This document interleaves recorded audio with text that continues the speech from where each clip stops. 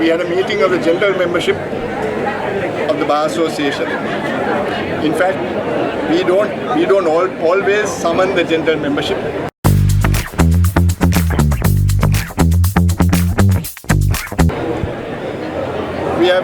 We summoned it once when there was an attack on the judiciary in relation to then Chief Justice Shirani Bandaranayake.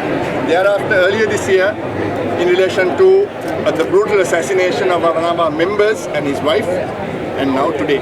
This is not a regular occurrence, but in view of the blatant attack on the independence of the judiciary, the government also, for whatever reason, ignoring what we had to say all this time, seeking to run horse and carriage over not only the practitioners, but even the judges.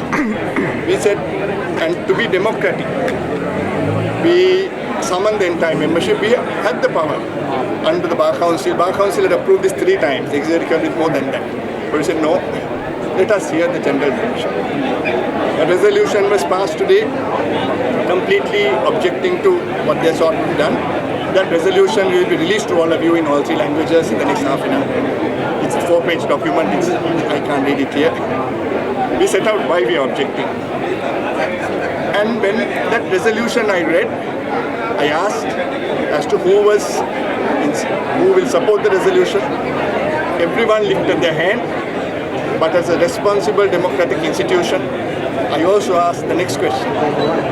Who is in opposition to this resolution? Not one hand was raised or voice raised in opposition to this resolution. We had, I think, more than 3,000, probably close to 4,000 members joining. We had also virtual access on different platforms. And all of them joined. The entire legal profession is against this very foolhardy, very sudden and contrived proposal by the government. Please remember that the legal profession is also the voice of the judiciary. The judiciary has no voice. They don't have a platform to speak out what they have to say. It's only in court that they can say what that relation goes to. And time immemorial, the Bar Association has spoken on behalf of the judiciary, and we are confident that even the judiciary is of this view, and that was reflected in that resolution passed by the district judges and magistrates.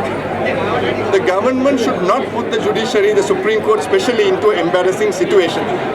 Remember that if the minister and the government does not understand or appreciate what we are saying, and if, for the want of a better word, they are stubborn and they continue with this amendment, then by natural course it can be challenged before the Supreme Court as a bill, a constitutional bill. But the problem here is that the Supreme Court judges, all of them, would also be the beneficiary of that amendment. One, there is a fundamental principle in law. Across the world, there is a principle which is time-tested, which says no one can be the judge of one's own cause. So why is the government now trying to put those judges in the Supreme Court into difficulty? Why do they have to be embarrassed by having to even consider this? The President can directly refer this to the people. The sovereign people are sovereign, the judicial power is in the people. So without the Supreme Court having to refer this to the people, the President can directly refer this to the people, and ultimately, whatever course, let the people decide. It is the people's choice. So therefore, we are firmly of the view that this is a matter for the people, if at all, by way of a referendum. Let it be placed. Each one can say what they have to, and let us not. If the people decide, then it's not an affront to the independence of the judiciary, because the judiciary exercises the people's will. But that must be done through a referendum, through an election process. We will, today gives us more strength.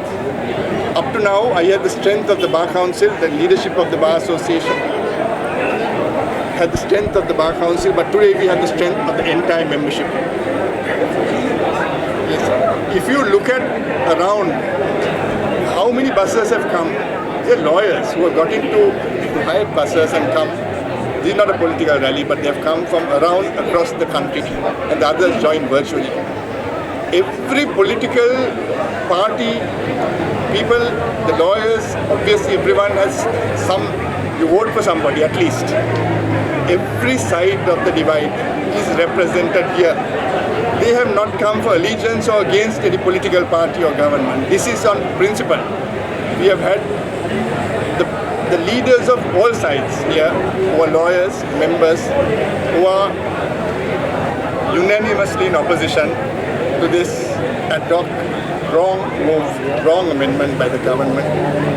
The people of this country also must understand that it is their power, the judicial power of the people, which must decide finally. And let this matter then now be presented to the people through a referendum for due determination.